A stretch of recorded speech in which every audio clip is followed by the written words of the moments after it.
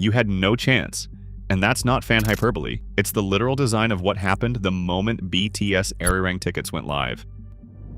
If you sat frozen at position 184,000 in the queue, watching every seat evaporate before you could even blink, you weren't racing other fans. You were racing a machine that had already gutted the entire building. Bots didn't beat you by a few seconds of slow Wi-Fi. They beat you before the clock even started, slipping straight past the Weverse membership gate you paid $22 to trust. And the loophole that let them do it? It's still wide open tonight for every city left on this tour.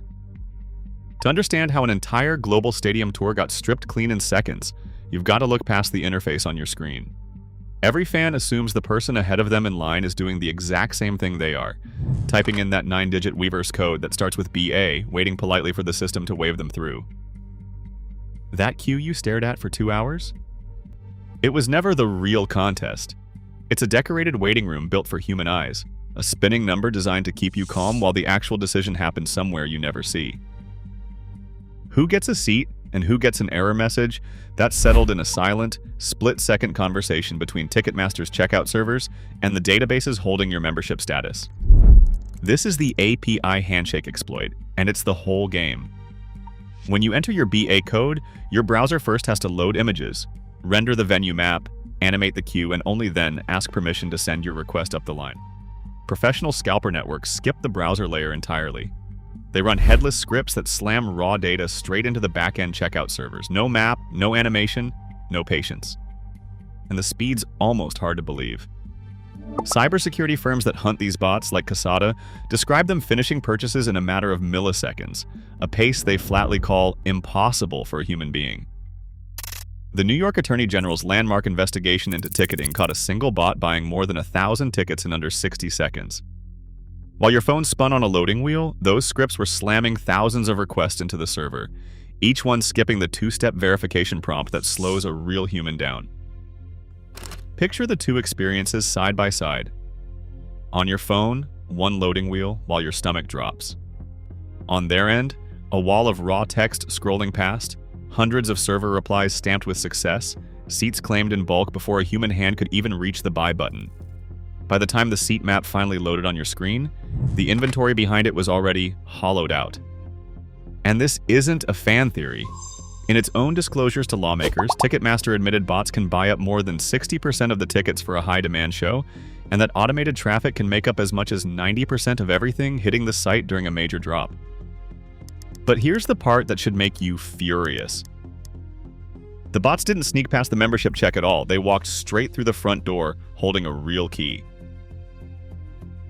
That was the trap? Here's how they built it. Undercover investigations into professional scalping syndicates exposed something most fans never imagined.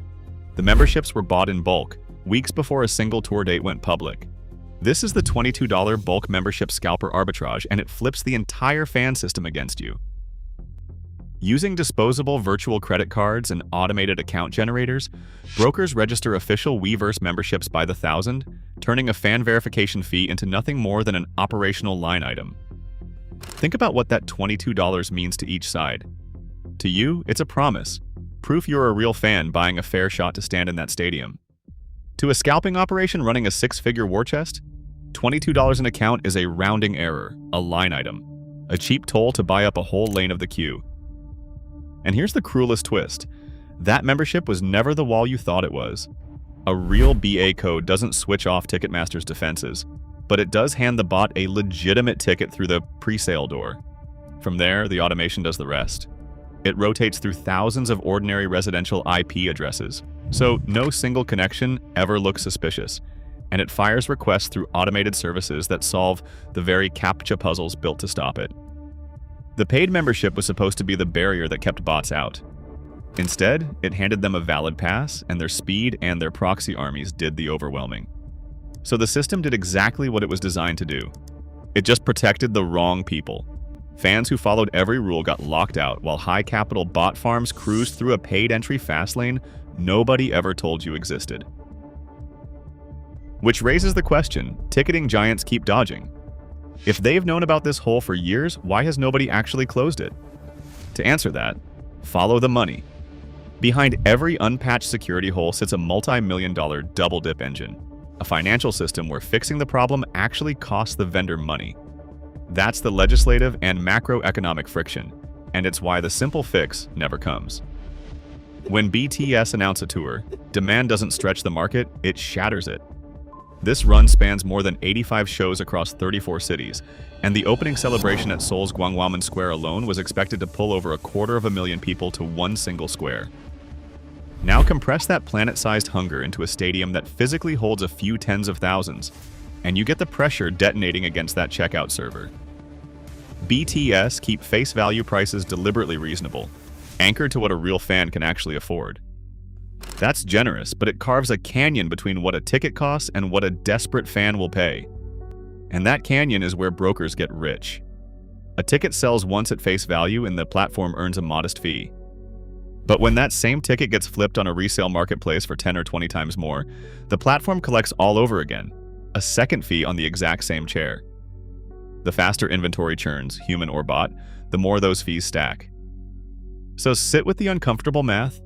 These platforms condemn scalpers in every press release while their ledgers quietly celebrate them.